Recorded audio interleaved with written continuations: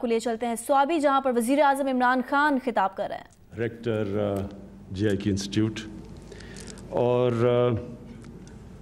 شمس الملک صاحب اور بورڈ آف گورنرز اور انڈر گریجویٹس، میں سب سے پہلے تو آپ کا شکر گزار ہوں کہ آپ نے مجھے انوائٹ کیا اپنی 25ویں سالگرہ پہ، اور یہ نیا بلاک جو کہ KP گورنمنٹ نے گفٹ کیا آپ کو، اور انشاءاللہ اور بھی KP گورنمنٹ گفٹ کرے گی، تو میں آپ کا شکریہ ادا کرتا ہوں۔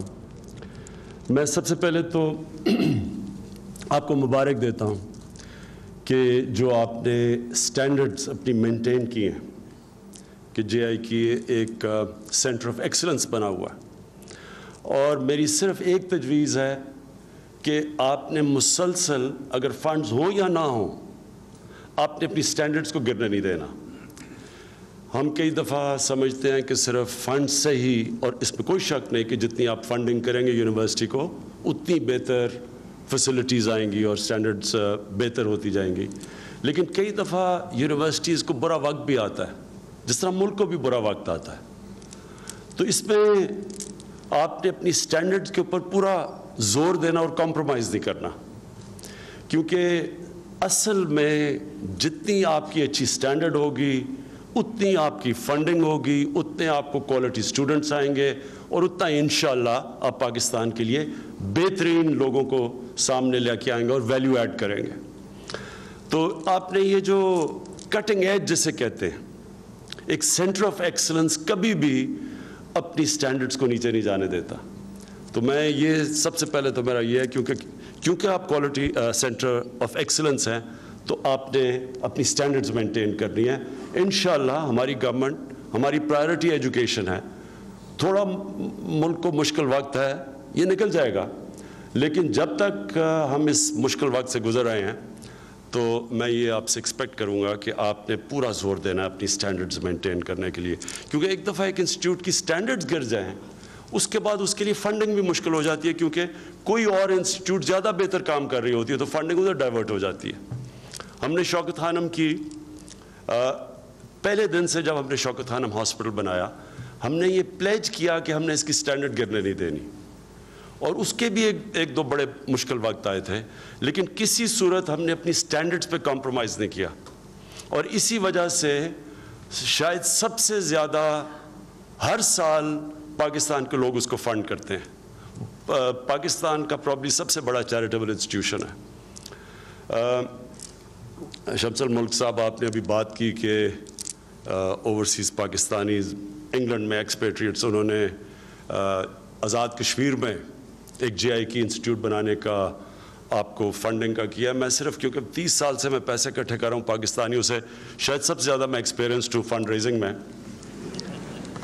جب تک آپ کے پاس وہ پیسہ آ نہ جائے، کبھی نہ ڈیپینڈ کریں کہ کوئی پلیجز کے اوپر۔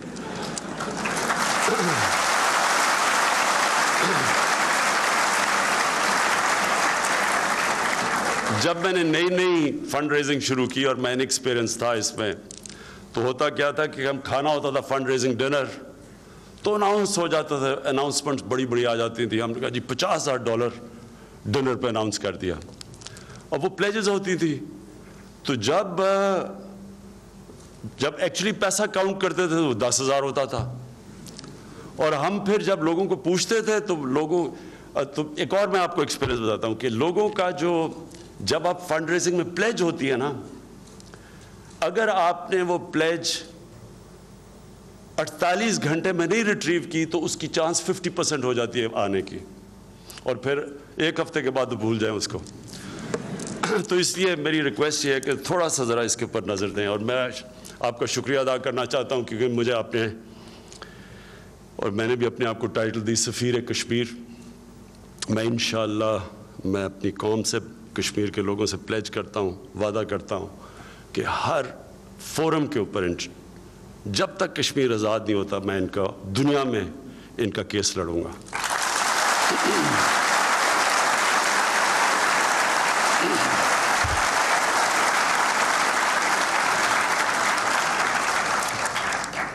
اب آپ کے لیے، انڈر گریجویٹس کے لیے، دیکھیں میں آپ کو ایک کوشش کروں گا چھوٹا سا اپنی زندگی کے تجربے سے آپ کو ایک جو میں سمجھتا ہوں کہ ایک انسان کا پوٹینشل کس طرح نکلتا ہے باہر، میں صرف کوشش کروں گا کہ آپ کو وہ چیز سمجھانے کی، کیونکہ میرا بڑا ایک، جس طرح جہانگیر بشر نے کہا کہ میرا ایک بڑا ویریڈ، شاید ہی کسی کے اتنی مختلف ایریاز کے اندر اس نے کام کیا ہو، تو سپورٹ سے لے کے پھر یہ ایک ادارہ بنانا اور اس کی فنڈ ریزنگ، اور اس کے بعد ایک پالیٹکس میں ایک پارٹی سیٹ اپ کرنا، پھر یونیورسٹی بنانا. تو میں صرف آپ کو ایک چیز، سب سے امپورٹنٹ چیز، اور یہ آپ نے جب یہ اس دن کو، اس وقت کو یاد کرنا ہے جو میں آپ کو یہ کہنے لگا ہوں. دیکھیں آپ میں سے پتہ نہیں کتنے نماز پڑھتے ہیں.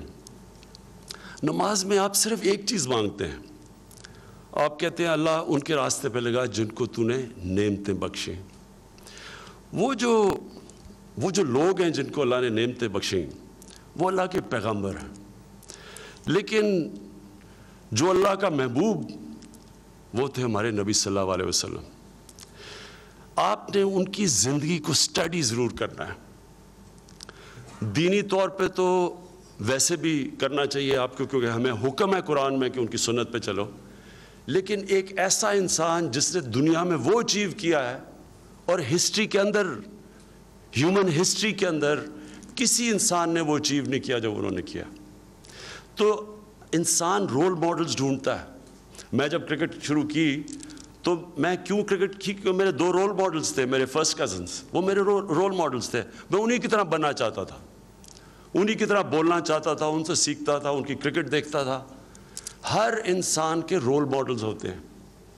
آپ دنیا میں جب آگے جاتے رہیں گے تو آپ کے رول ماڈلز بدلتے بھی جائیں گے. جیسے جیسے آپ زندگی میں اوپر جائیں گے تو مختلف رول ماڈلز آپ کے بنتے جائیں گے. لیکن جو ایک رول ماڈل آپ کا رہنا چاہیے جس کا کوئی دنیا کی تاریخ میں مقابلہ نہیں ہے، وہ ہیں آپ کے نبی صلی اللہ علیہ وسلم. اب میں یہ چاہتا ہوں، اور میں آپ سے ریکویسٹ کروں گا، بورڈ سے بھی اور جہانگیر آپ سے بھی، آپ کو ضرور یہاں ایک چیئر رکھنی چاہیے جو ریسرچ کرے ہمارے نبی صلی اللہ علیہ وسلم کی زندگی پہ، اور جو کہ مدینہ کی ریاست جو ان کی سنت تھی، کیونکہ انہوں نے اپنی زندگی میں ایک ریاست بنائی، اس کے اوپر ریسرچ کریں. کیونکہ مجھے افسوس ہوتا ہے کہ پڑھے لکھے لوگوں کو سمجھ نہیں ہے کہ وہ کیا چیز تھی، وہ کیا کوالٹیز تھی ان کے اندر جو ہمیں سب بچے کو بتانی چاہیے. اور وہ جو ریاست بنی تھی اس میں کیا کوالٹیز تھیں کہ وہ دنیا کی وہ سب سے عظیم سویلائزیشن، کئی صدیوں تک انہوں نے دنیا کے اندر ایک لیڈنگ سویلائزیشن تھے. یہ ضرور سٹڈی کرنا چاہیے. دیکھیں اگر ہمارے پڑھے لکھے لوگ اس چیز کو سٹڈی نہیں کریں گے تو یہ پھر ان لوگوں کے ہاتھ میں چلا جائے گا جو اپنے آپ کو مولانا کہتے ہیں اور ڈیزل کے پرمٹ پہ بک جاتے ہیں.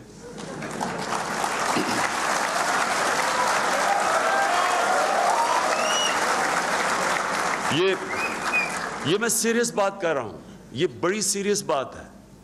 اسلام کے اندر عالم کا بہت بڑا درجہ ہے، سائنٹسٹ کا، عالم کا، اسکالر کا بہت بڑا درجہ ہے.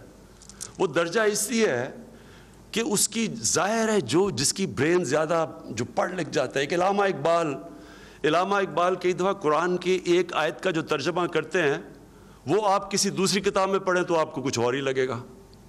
کیونکہ جس طرح ایک یوسف علی نے قرآن کا کہا تھا کہ قرآن ایک ایسی چیز، آپ ایک جس طرح ماؤنٹن کلائمبر ہوتا ہے، جتنا وہ اوپر چڑھتا جاتا ہے پہاڑ میں اتنا زیادہ اس کو نظر آنا شروع ہو جاتا ہے. اسی طرح قرآن کو جتنا جس کا علم ہوتا ہے وہ جب پڑھتا ہے اس میں اس کو زیادہ چیزیں نظر آنی شروع ہو جاتی ہیں. اس لیے علامہ اقبال آپ ان کی پڑھیں جو ان کی انڈرسٹینڈنگ ہے اسلام کی، اور اوروں کی پڑھیں، زمین آسمان کا فرق ہے. اس لیے ہم نے اپنا جو دین ہے بدقسمتی سے ہم نے ان لوگوں کے ہاتھ چھوڑ دیا ہے جن کو سمجھ ہی نہیں ہے اس کی. کیونکہ وہ تو ٹائم کے ساتھ ساتھ آپ کو مسلسل اجتہاد کر کے اس کو ڈیولپ کرنا ہے، جو علامہ اقبال کی کتاب ہے reconstruction of religious thought in Islam. اس لیے میں یہ چاہوں گا کہ آپ کی ایک ہونا چاہیے اسٹڈی کرنا چاہیے کہ وہ ایک رول ماڈل تھے ہمارے لیے. قرآن یہی کہتی ہے نا کہ ان کی سنت پہ چلو, اللہ یہ کہتا ہے. تو وہ ہم ان کو اسٹڈی تو کریں ماڈرن ٹائمز کے ساتھ کہ انہوں نے کیسے ایک انسان نے اتنی بڑی اچیومنٹ کی. تاریخ کا حصہ ہے, تاریخ کا حصہ ہے کہ 623 میں وہ مدینہ پہنچے, 625 میں بدر کی جنگ ہوئی, 625 میں صرف 313 تھے لڑنے والے. 636 کے اندر جو رومن ایمپائر, جو ایک دنیا کا بڑا ترین ایمپائر تھا, وہ یارمو کی بیٹل کے اندر ان سے شکست کھا جاتا ہے. اور 638 میں جو دوسری سپر پاور تھی وہ پرشین ایمپائر, وہ قدسیہ میں شکست کھا جاتی ہے. یہ کیسے, اس کی یہ تاریخ کی یہ ہسٹری کا فینومینا ہے, یہ کوئی گریک میتھولوجی نہیں ہے. اس کو اسٹڈی کرنے کی ضرورت ہے. انہوں نے کیا کیا, کیا انسانوں میں ٹرانسفارمیشن آئی. اور پھر یہ یاد رکھنا کہ ہم خدا نہ خواستہ کوئی اپنے آپ کو نبی صلی اللہ علیہ وسلم کمپیئر نہیں کرتا, لیکن قرآن کا حکم ہے کہ ان کی زندگی سے سیکھو. اور ہمارے لوگوں کو سمجھ نہیں ہے. میں ساری زندگی ایچ سے لے کے آکسفورڈ, جو لوگ ہوتے تھے ان کے بڑے کمزور سے رول ماڈلز ہوتے تھے. کوئی پاپ سٹار رول ماڈل بن گیا, سپورٹس ہمارے رول ماڈل تھے, یا جس نے بڑا پیسہ بنا لیا رول ماڈل بن گیا. آپ بل گیٹس کی لوگ کتابیں پڑھتے ہیں, ضرور پڑھنی چاہیے, لیکن جس انسان نے وہ اچیو کیا تھا جو آج تک کسی انسان نے نہیں کیا, اس کو آپ کو اسٹڈی کرنا چاہیے.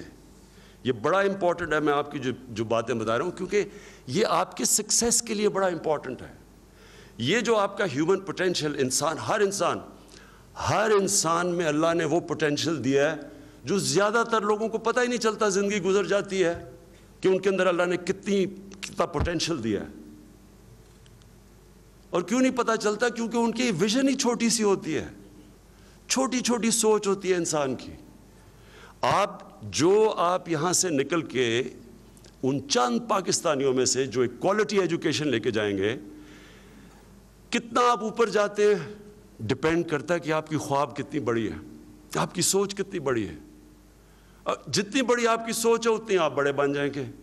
کیونکہ اللہ نے جب آپ کو اشرف المخلوقات بنایا ہے, فرشتوں کو کہا تھا کہ انسان کے سامنے جھکو, اور جب شیطان نہیں جھکا تو اللہ نے اسے کہا تمہیں نہیں پتا میں نے ان کو کتنی صلاحیت دی ہے. تو ہمیں بدقسمتی سے ہمیں خود نہیں پتا چلتا کہ ہماری صلاحیت کتنی ہے.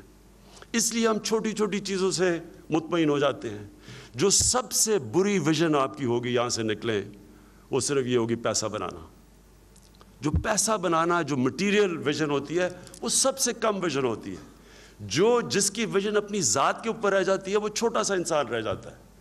چاہے اللہ جتنا مرضی اس کو پیسہ دے دے, جو مرضی مل جائے. کتنے دنیا کے اندر امیر لوگ ہیں جن کو تاریخ یاد کرتی ہے. یہی آپ کے لیے امپورٹنٹ چیز ہے. یہی آپ کبھی سوچیں کتنے امیر لوگ آئے اس دنیا میں, کتنے امیر بادشاہ, کون ان کو یاد کرتا ہے؟ تاریخ تو یاد ہی نہیں کرتی. تاریخ کس کو یاد کرتی ہے؟ جو انسانوں کے لیے کچھ کرتا ہے.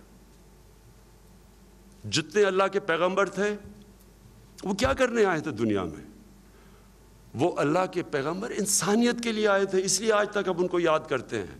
یہ بڑے بڑے جو بزرگ آئے تھے یہاں جنہوں نے لوگوں کو مسلمان کیا, بابا فرید, داتا گنج بخش, نظام الدین اولیاء, معین الدین چشتی, آج بھی ان کے لوگوں کے اوپر, ان کے مزاروں پہ لاکھوں لوگ جاتے ہیں. لیکن یہ بھی بڑی ایک ہے کہ جی مزاروں کی پوجا نہیں کرتے لوگ, ان سے پیار کرتے ہیں, ان کی عزت کرتے ہیں. اور قرآن میں اللہ کہتا ہے کہ عزت صرف میرے ہاتھ سے آتی ہے. تو اگر آج بھی لوگ ان کے پاس آ رہے ہیں تو ان کی کیا کوالٹی تھی؟ بڑے انسان تھے, انسانیت کے لیے آئے تھے. جو بھی آج کتنے پولیٹیشنز آئے گئے ہیں, لیکن دنیا کن پولیٹیشنز کو یاد رکھتی ہے؟ جنہوں نے اپنے سے باہر نکل کے اپنی قوموں کے لیے کام کیا. کیوں آج تک ہم, اور ہمیشہ جب تک پاکستان رہے گا, ہم قائد اعظم کو یاد رکھیں گے؟ کیونکہ قائد اعظم نے سنگل ہینڈڈلی یہ پاکستان کے لیے کھڑے ہوئے. جب کوئی بھی نہیں سمجھ رہا تھا, قائد اعظم ہندو مسلمان یونٹی کے ایمبیسڈر تھے. لیکن قائد اعظم تب سمجھ گئے کہ یہ جو ایک ہندو آئیڈیالوجی، جو RSS کی آئیڈیالوجی ہے جو آج ہے ہندوستان میں، قائد اعظم یہ سمجھ گئے کہ یہ مسلمانوں کے لیے آزادی نہیں چاہ رہے تھے، یہ صرف ہندوؤں کے لیے آزادی چاہ رہے تھے، اور یہ پاکستانیوں مسلمانوں کو سیکنڈ کلاس سٹیزن سمجھنا چاہتے تھے. کوئی ان کے ساتھ نہیں تھا. ولڈرنیس میں کوشش کی، انگلینڈ میں مایوس ہو کے چلے گئے، لیکن آخر میں لوگوں کو سمجھ آ گئی.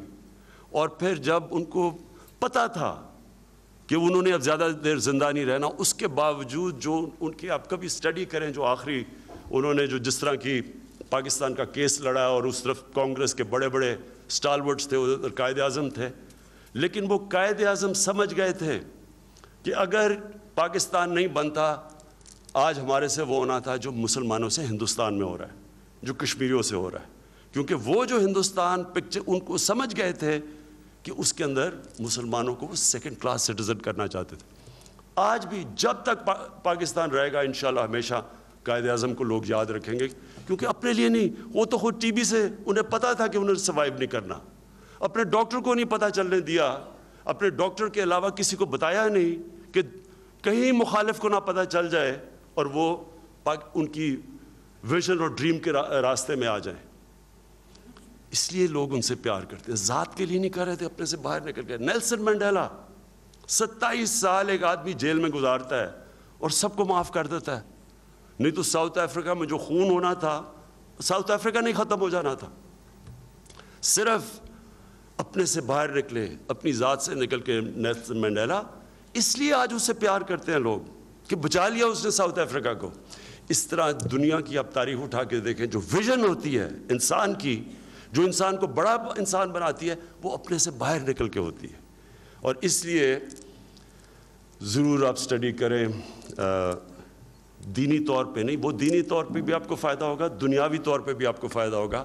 نبی صلی اللہ علیہ وسلم کی زندگی ضرور اسٹڈی کریں، کیونکہ جب سب سے اپنے پاور کے عروج پہ تھے، جب وہ آخری خطبہ دیتے ہیں تو وہ آخر میں خطبے کے اینڈ میں کہتے ہیں، جو لوگ بڑا لاکھ لوگ جمع ہوئے تھے، تو وہ آخر میں ان سے پوچھتے ہیں کہ کیا آپ گواہی دو گے اللہ کے سامنے کہ میں نے جو اللہ نے میرے سے پیغام آپ کو پہنچانا تھا وہ میں نے وفاداری سے پوری طرح آپ کو دیا ہے؟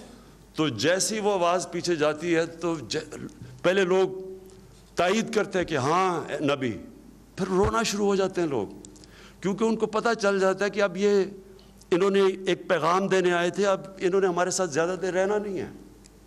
تو اپنی ذات کے لیے نہیں آئے تھے. میں صرف آپ کو یہ پوائنٹ بتانا چاہتا ہوں، بڑا انسان اپنے آپ سے باہر نکلتا ہے.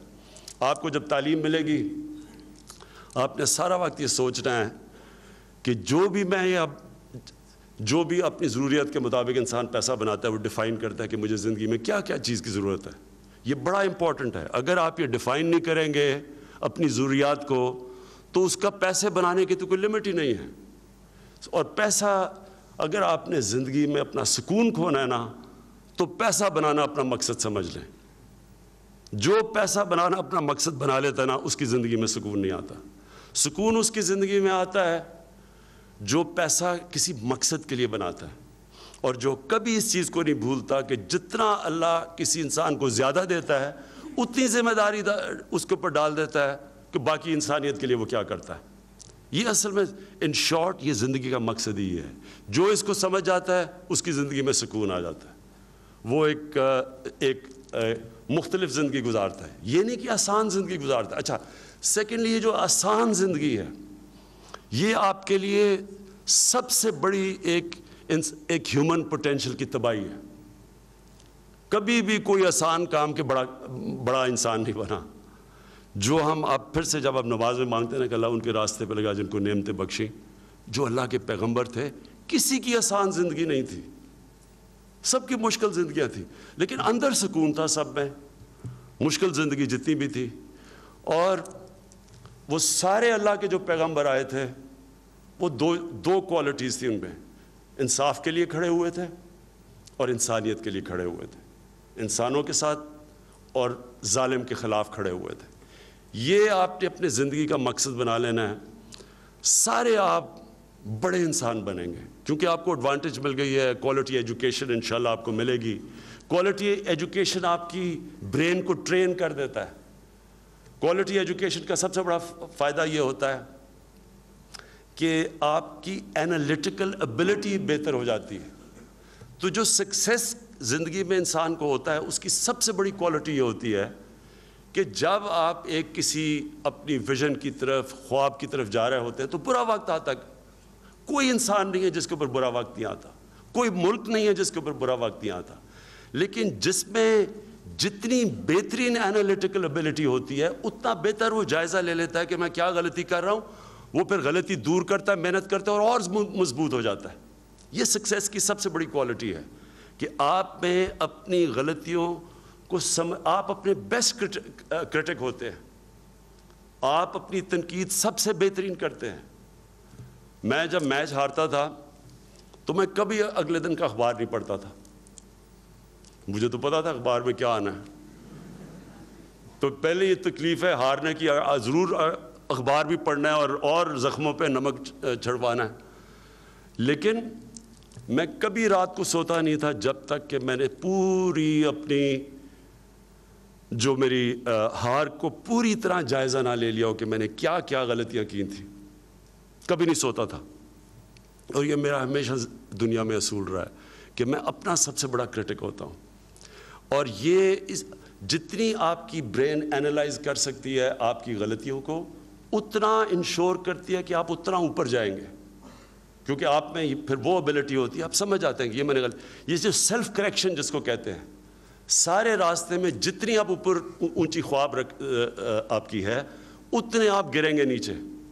اور جب آپ نیچے گرتے ہیں وہ سب سے بہترین ٹائم ہوتا ہے اپنی سیلف انالیسس کا، سول سرچنگ کا. وہ ٹائم ہوتا ہے انسان جب اپنی غلطیاں دور کر کے پھر محنت کر کے پھر واپس آتا ہے. ہمیشہ وہ پھر سائیکل ایسے جاتا ہے، جب آپ نیچے جاتے ہیں اس کرو سے پھر آپ اس سے زیادہ اوپر آ جاتے ہیں، پھر آپ گرتے ہیں نیچے، پھر اس کرو اس طرح. کبھی زندگی اسٹریٹ لائن میں نہیں ہے، زندگی سائیکلز میں ہے. اسٹریٹ لائن میں صرف جب آپ قبر میں جاتے ہیں وہ اسٹریٹ لائن ہو جاتی ہے، اس میں تو کوئی اوپر اونچ نیچی ہوتی. اس لیے کبھی آپ نے کبھی مشکل وقت سے گھبرانا نہیں ہے. یہ ایکسپیکٹ کرو کہ مشکل وقت آئیں گے، چیلنج لو اس کو. میری زندگی میں جب کوئی زیادہ دیر امن ہو جاتا ہے نا تو میں بور ہو جاتا ہوں کہ اب کیا ہو رہا ہے. سوچتا ہوں کہ اب پھر میں زیادہ ٹی وی آن کر لیتا ہوں تاکہ میں اپنے مخالفین کو سن لوں، تاکہ مجھے پتہ چلے کہ چلے جائے.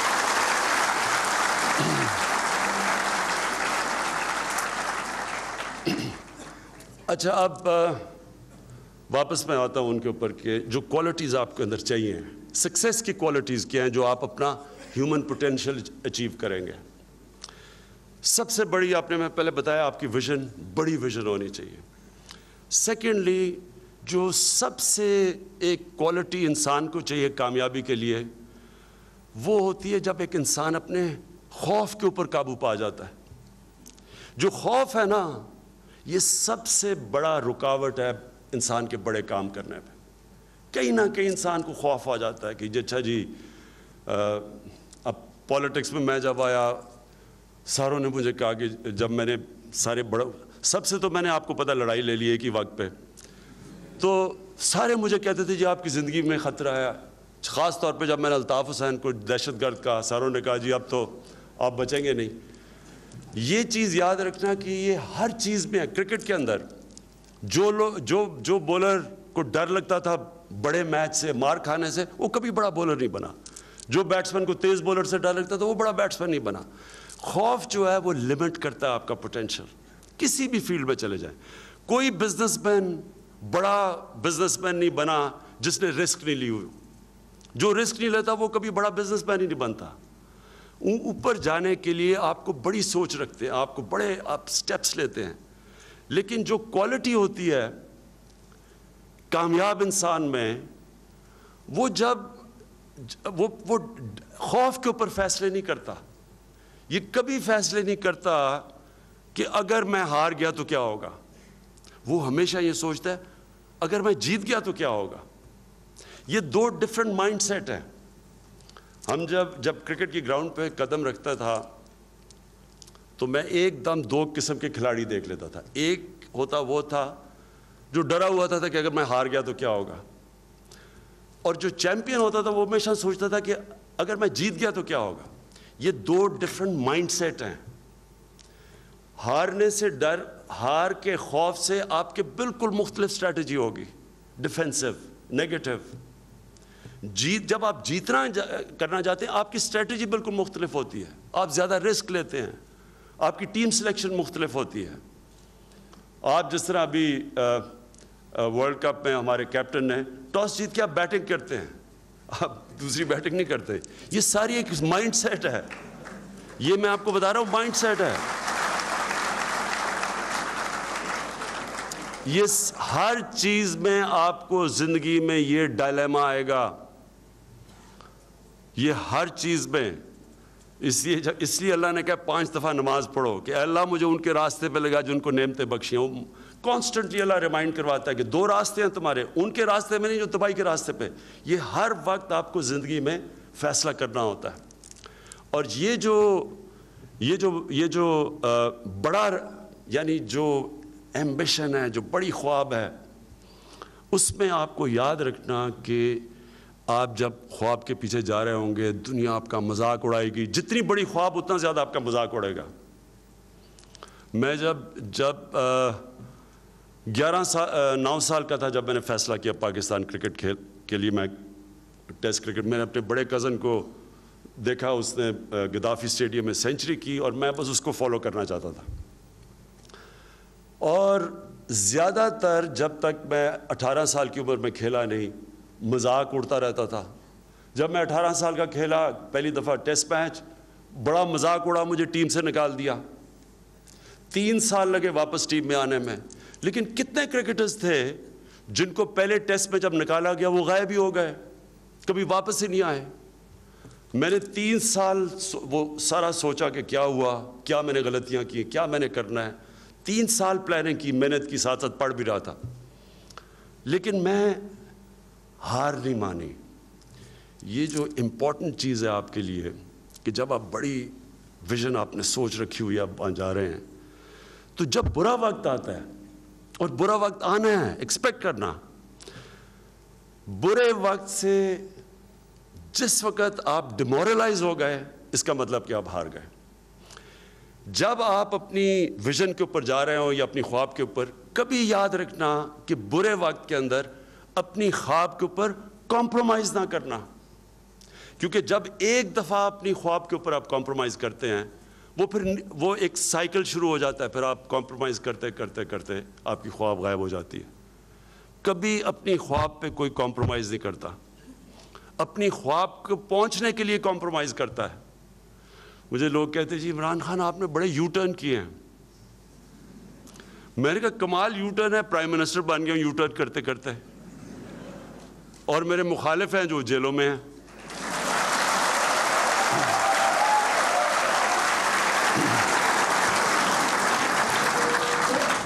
یو ٹرن یعنی کہ کمپرومائز آپ کرتے ہیں اپنے مقصد کے لیے, اپنے مقصد پہ کبھی کمپرومائز نہیں کرتے. یعنی اب وہ مجھے سارے کہتے ہیں شور مچایا ہوا ہے جب سے میں پاور میں آیا ہوں, صرف وہ ایک چیز چاہتے ہیں NRO. لیکن جس دن میں نے ان کو NRO دیا, میں اپنی ویژن کے اوپر کمپرومائز کر جاؤں گا. سو اپنی ویژن کے لیے کمپرومائز کرتے ہیں, اپنی ویژن کے اوپر کبھی کمپرومائز نہیں کرتے.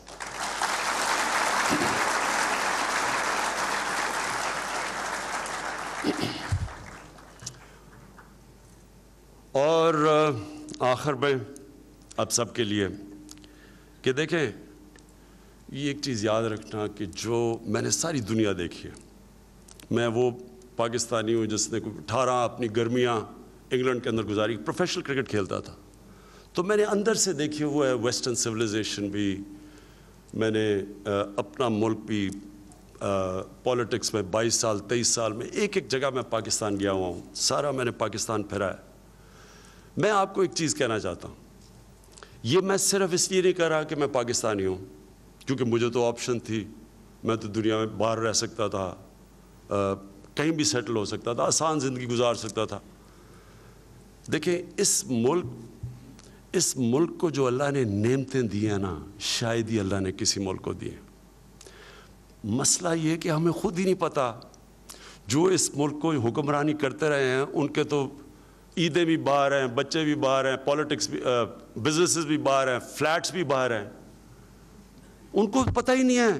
یہ اللہ نے اس ملک کو, میں آپ کو یقین دلاتا ہوں, یہ آج میں آپ کے سامنے کہہ رہا ہوں, ابھی ہمارا پہلا سال ہوا ہے, انشاءاللہ یہ ملک کے اندر جتنی اللہ نے وسائل دیے, جو ہمارے لوگوں میں ٹیلنٹ دیا ہے, جو ہمارے پاس جس طرح کی مین پاور ہے اور جس طرح کے ہمارے پاس انٹلیکٹ اور کیپٹل, ہیومن کیپٹل ہے پاکستان سے باہر, جس وقت انشاءاللہ آپ دیکھیں گے کہ جیسے جیسے ہم اس کا سسٹم ٹھیک کرتے جائیں گے, ان کے اس ملک کے ادارے مضبوط کرتے جائیں گے. اداروں کو ختم کرنا بڑا آسان ہے, اداروں کو بلڈ کرنا ٹائم لگتا ہے. اس لیے میں آپ کو ریکٹر صاحب کہہ رہا ہوں کہ آپ کا اس وقت جی آئی کی ایک ادارہ ہے, ایک انسٹیٹیوٹ ہے, کوالٹی ہے, اس کو آپ مینٹین, جو بھی ہو آپ نے اس کی سٹینڈرڈ مینٹین کرنی ہے, کیونکہ ایک دفعہ گر گئی اس کے بعد اوپر سٹینڈرڈ کو لانا بڑا مشکل کام ہے. پاکستان کے اندر جو ادارے تباہ کیے گئے ہیں کرپشن ہے, یہ اداروں کو بلڈ کرنا تھوڑا ٹائم لگے گا, لیکن میں آپ کو بتا رہا ہوں انشاءاللہ جو اللہ نے اس کو ملک کو پوٹینشیل دیا ہے, جس وقت جیسے جیسے آپ دیکھتے رہیں گے کہ اب پہلے تو سال سٹیبلٹی میں لگ گیا, جیسے جیسے یہ ہم اب آگے بڑھتے جائیں گے آپ دیکھیں گے یہ لیپ فراگ کرے گا, یہ یعنی تیزی سے آگے بڑھے گا, کیونکہ ہمارے پاس ہیومن کیپٹل بھی ہے, ہمارے پاس ایک ینگ پاپولیشن ہے, ہمارے ملک میں وسائل کی کوئی کمی نہیں ہے, ہمارے پاس زرخیز زمین ہے, ہمارے پاس صرف ٹورزم میں اتنا پوٹینشیل ہے, صرف ٹورزم میں, کہ ہمارا یہ جو جس کی وجہ سے ہمیں مشکلات آئی ہیں, جو کرنٹ اکاؤنٹ ڈیفیسٹ جسے کہتے ہیں, امپورٹ اور ایکسپورٹ میں جو ہمیں اتنا بڑا خسارہ ہوا ہے جس کی وجہ سے روپیہ گرا ہے, صرف ٹورزم سے ہم اس سارے خسارے کو پورا کر سکتے ہیں. اتنا پوٹینشیل ہے اس ملک میں. باقی چھوڑیں کہ جو منرل ویلتھ پاکستان میں پڑی ہوئی ہے, ریئر ارتھ منرلز ہم دنیا میں اوپر ہیں, ہمارے پاس گیس کے جو شیل گیس ہے اس کے دنیا میں 8 یا 9 نمبر پہ ریزروز ہیں, ہمارے کولے کے جو یہ تھر کول ہے یہ ہمارے اگلے 50 سال تک ہمیں بجلی صرف وہی جیسی وہ شروع ہوگا چل جائے. یعنی ہمارے پاس کوئی وسائل کی کمی نہیں ہے, ہمارے پاس صرف انسٹیٹیوشنز کو ہم نے مضبوط کرنا ہے, اور آخر میں سب سے زیادہ زور ہم نے اپنی تعلیم پہ لگانا ہے. ایجوکیشن کے بغیر جو ہمارے نبی صلی اللہ علیہ وسلم نے مدینہ کی ریاست میں کیا کیا تھا, جنگ بدر کے بعد جدھر صرف 313 لڑنے والے تھے, سب کے پاس ہتھیار بھی نہیں تھے, تھوڑوں کے پاس ڈنڈوں سے لڑے تھے. انہوں نے جب مکہ کے قیدی واپس کیے, انہوں نے یا تو وہ پیسے دے کے واپس, ان سے پیسے بھی لے سکتے تھے, اس وقت کا رواج یہ تھا کہ آپ جب قیدی واپس کرتے تھے آپ کو رینسم پیسے ملتے تھے, لیکن انہوں نے کہا جو 10 مسلمانوں کو پڑھا لکھا دے گا وہ رہا ہو سکتا ہے. ایک وہ قوم جس کے پاس پیسے نہیں بھی تھے, انہوں نے ایمفسس دی تعلیم کے اوپر, اور جو اس مدینہ کی ریاست میں جو ایک کلچر پیدا کیا تعلیم کا, کہ چائنا بھی اگر تعلیم لینے جانا تو آپ جائیں, اس وقت تو چائنا سے واپس ہی کوئی نہیں آتا تھا, تو اتنا ایمفسس دیا کہ اگلے 700 سال تک سارے دنیا کے ٹاپ سائنٹسٹ مسلمان تھے. تو یہ جو ہم نے اپنے ملک میں ہیں, ابھی ہمارے پاس وسائل کی کمی بھی ہے, ہم نے بھی, کیونکہ میں وہ ماڈل رکھتا ہوں اپنے ساتھ مدینہ کی ریاست, ہم نے بھی ایمفسس ابھی سے دینا شروع کرنا ہے تعلیم کے اوپر. اور تعلیم اور جو اپنے ٹیچرز ہیں, پروفیسرز ہیں, جو اسکالرز ہیں, ان کو اس سوسائٹی میں ان کا سٹیٹس اٹھانا ہے اوپر. ہم نے اپنے ملک کے اندر ایک فضا بنانی ہے, عزت ہونی ہے. جب میں بھی اسکول میں تھا تب بھی بڑی عزت تھی ہمارے ٹیچرز کی, ہم عزت کرتے تھے. انفارچونیٹلی ہمارے سوسائٹی میں وہ ایمفسس چلا گیا. ہم نے واپس استادوں کی, اسکالرز کی عزت اور جینون مولاناز کی عزت کرنی ہے, ہم نے جینون کی. اور میں اپنی ختم کرتا ہوں بات چیت صرف آپ سے یہ ریکویسٹ کرنے کے لیے کہ پلیز, میں اسپیشلی ہم گورنمنٹ نہیں, میں اپنی طرف سے آپ فنڈ کرواؤں گا, آپ یہاں ضرور چیئر رکھیں ایک جو ریسرچ کرے نبی صلی اللہ علیہ وسلم کی زندگی پہ اور مدینہ کی ریاست کے اوپر، تاکہ ہم لوگوں کو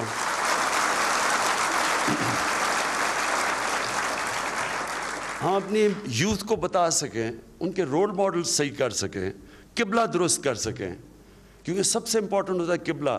آپ کا اگر رول ماڈل غلط ہو آپ غلط طرف نکل جاتے ہیں۔ رول ماڈل بہت امپورٹنٹ ہے زندگی کے اندر، تو جتنا لوگوں کو پتہ چلے گا تبھی انہیں پتہ چلے گا کہ ہمارے پاس جو یہ ملک بنا تھا ایک اسپیسیفک وجہ سے ملک بنا تھا۔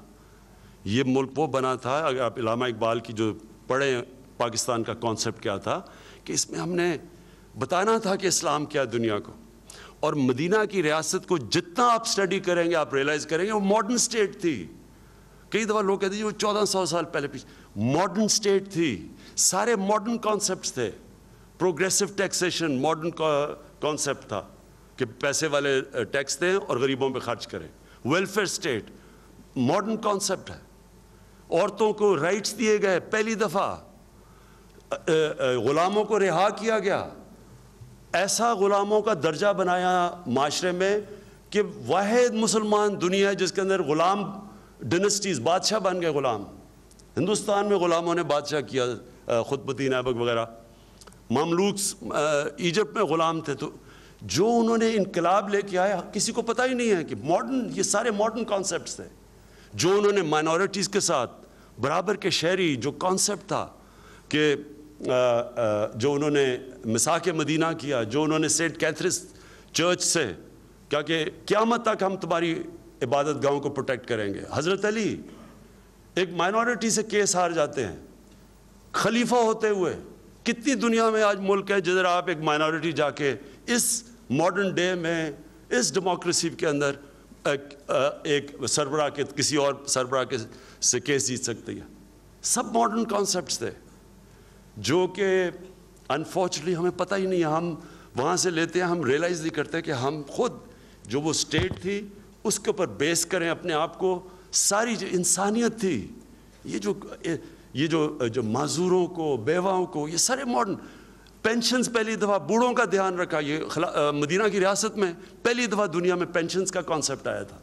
سب ماڈرن کانسیپٹس ہیں، اور صرف ہمیں اپنے یوتھ کو 60% پاکستانی 30 سال کی عمر سے کم ہے، ان کو پتہ ہونا چاہیے۔ اور یہ جب ہم یونیورسٹیز کے اندر اس کے اوپر کریں گے، یا آہستہ آہستہ اسکولوں میں نئے کانسیپٹس آئیں گے، باقی یونیورسٹیز بھی کریں گی، تاکہ پتہ تو چلے ہمارا قبلہ تو صحیح ہو۔ اور قبلہ صحیح ہونا آج کل اتنا ضروری ہے کیونکہ جو آج کل موبائل فون کی وجہ سے معاشرے کے اندر ایک تبدیلی آ رہی ہے، یہ غلط طرف بھی جا سکتی ہے۔ اس کو ہم کنٹرول کر سکتے ہیں اگر ہم اپنے بچوں کو، اپنے یوتھ کو صحیح طرح بتائیں کہ کانسیپٹس کیا ہیں اسلام کے، تاکہ شروع میں جب آپ کے بیسکس ٹھیک ہو جاتے ہیں، دنیا کے آپ کسی بھی ملک میں چلے جائیں آپ کو دنیا کا پتہ چل جائے گا۔ جس طرح علامہ اقبال، جب وہ، کیونکہ وہ ان کی اتنی زبردست نالج تھی قرآن کی، اسلامک ہسٹری کی، جب وہ باہر بھی گئے تو وہ کمپیئر کر سکے کہ مغرب کے در کیا کوالٹیز ہیں ان کی جو آگے لے گئی، اور ان کی کیا کوالٹیز ہیں جو ہمیں نہیں اپنانی چاہیے۔ آپ علامہ اقبال کی پڑھیں، ابھی بھی ریلیونٹ ہے جو انہوں نے کانسیپٹس دیے، جو موازنہ کرتے ہیں مغرب کا اور ہمارا سویلائزیشن کا، ابھی بھی آپ پڑھیں تو کیونکہ ان کے پاس نالج تھی اپنی ہسٹری کی، اپنی دین کی، اس لیے وہ کمپیئر کر سکیں۔ تو جس کو اپنے بیسکس ہی نہیں پتا، وہ وہاں جاتا ہے تو وہ سمجھتا ہے کہ یہ سارا کچھ ہی مغرب سے، اور وہ پھر